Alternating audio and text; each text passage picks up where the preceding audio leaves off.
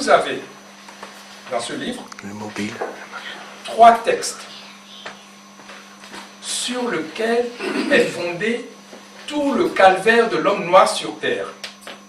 Partout où vous allez sur terre, vous allez voir le sort qui est réservé à l'homme noir sont dans les moindres détails consignés dans les 3 textes que j'ai reproduits dans ce livre.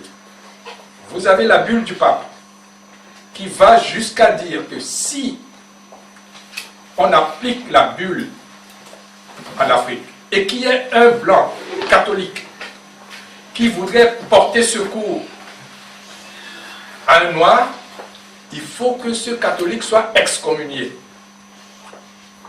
Tous les détails sont dans la bulle. Le code noir est venu, vous connaissez le code noir. Et maintenant, le traité de Berlin. Tout a été fait. Donc, au niveau juridique, tout est là. Mais vous allez avoir les Africains qui vont contester ce que je vais dire. Ils seront les premiers.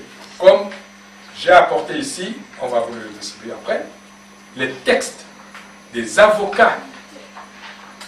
Ils l'ont écrit sous un pseudonyme, mais c'est des avocats qu'on a identifiés qui m'attaquaient ici à Paris dans ce qu'on appelle affiche parisienne, le publicateur légal de la vie judiciaire. Vous voyez? Ils ont fait tout un article, édition sur le COFAD, la réparation des séquelles de la traite négrière. Les avocats, en 98, ils m'attaquaient en disant que la traite négrière ne peut pas être un crime contre l'humanité. Encore pire, un Dahoméen quelqu'un qui vient du Dahomey à l'époque, du Bénin, qui va nous apprendre ça. C'est incroyable. J'ai tenu à vous l'apporter pour vous dire, si vous commencez à appliquer ce que je vais vous dire, vous serez attaqué de la même façon que j'ai été attaqué. Pas par n'importe qui, mais par les juristes. Évidemment, ces mêmes avocats, ils ont fini par nous soutenir, puisqu'ils ont reconnu la traite négrière comme crime contre l'humanité. J'ai apporté un autre journal d'un Béninois qui dit une honte à 77 trillions de dollars, c'est-à-dire il s'attaque à ceux qui demandent réparation.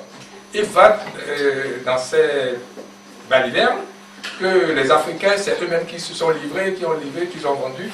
Bon, à ce sujet, nous, on a fait un symposium à l'UNESCO, notez-le bien, et on a pris 12 résolutions.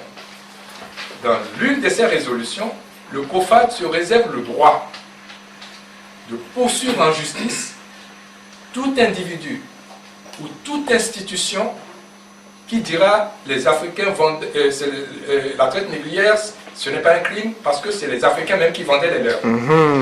On a le droit d'attaquer la personne en justice jusqu'à ce qu'il nous donne des preuves où les Africains vendaient les leurs et qui nous donne le nom de cet Africain, qui nous donne l'endroit où cet Africain a vendu les leurs et à qui il a vendu et comment il a reçu l'argent et qu'est-ce qu'il a reçu. On n'a pas encore mis en pratique cette résolution parce que j'attendais cette étape. Vous voyez, on s'est donné le temps, cette étape est aujourd'hui venue. Parce qu'il y a beaucoup de Juifs qui ont pactisé avec Hitler, et pas des moindres. Bien sûr. Mais ça ne viendra à l'idée de personne de dire que les Juifs n'ont pas le droit à la réparation parce qu'il y a eu quelques Juifs qui ont pactisé avec Hitler. Et j'ai donné le nom de ces Juifs dans ce livre. Et des institutions, Stern, des grandes institutions juives qui ont pactisé avec Hitler, on ne l'a pas fait. Donc, ici en France, il y a eu des collaborateurs, ça n'a pas empêché la France de demander réparation. Donc, il y a eu quelques Africains, ce qui est normal. Au contraire, c'est les exceptions qui confirment la règle, qui ont